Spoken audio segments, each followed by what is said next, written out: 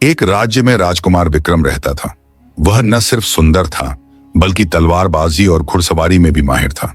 लेकिन उसके अंदर एक बहुत बड़ी खामी थी, घमंड। वह हर किसी को नीचा समझता था और अक्सर कहा करता, राजा का बेटा सिर्फ राजकुमारी से ही शादी करता है। लोहार की बेटी जैसी नीच जाति की औरत मेरे काबिल नहीं।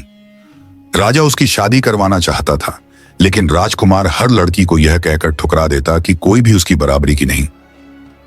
एक दिन राज्य में एक नए लोहार की बेटी कविता अपने पिता के साथ रहने आई। वह दिखने में सुंदर नहीं थी, लेकिन पढ़ी लिखी, बुद्धिमान और आत्मसम्मानी थी। वह तलवारें भी बनाती थी और उन्हें खुद परखती भी थी। राजा ने जब कविता की बनाई तलवार देखी तो हैरान रह गया। वह तलवार हल्की, तेज और संतुलित थी। राजा ने सोचा कि क्यों न राजकुमार को इस लोहार की बेटी से मिलवाया जाए, शायद उसका घमंड टूटे। राजकुमार कविता से मिला और बिना उसकी बात सुने ही हंसते हुए बोला, तू मेरी तलवार बनाएगी? तू क्या जाने तलवारबाजी क्या होती है? कविता बोली, मैं नहीं जानती, लेकिन अगर मेरी बनाई तलवार से तुम मुझसे हार जाओ तो? राजकुमार को चुनौती स्वीकार थी। अगले दिन दरबार में मुकाबला हुआ।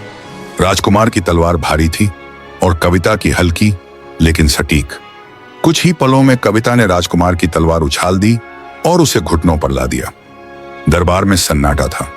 कविता बोली, राजकुमार, वार का मूल्य उसके सोने चांदी में नहीं, उसके संतुलन और पकड़ में होता है। जैसे इंसान का मूल्य उसकी जाति या जन्म से नहीं, उसके कर्म और आत्मा से होता है।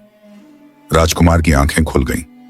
उसे पहली बार अपनी गलती का एहसास हुआ और वह बोला, मुझे क्षमा करो, आज तुमने मेरा घमंड तोड़ा, नहीं मुझे सिखाया। कुछ समय बाद उसी दरबार में शादी हुई, घमंडी राजकुमार और लोहार की बेटी की, जो अब न सिर्फ उसकी पत्नी थी बल्कि उसकी गुरु भी। अहंकार जाति नहीं देखता, लेकिन ज्ञान उसे तोड़ सकता है।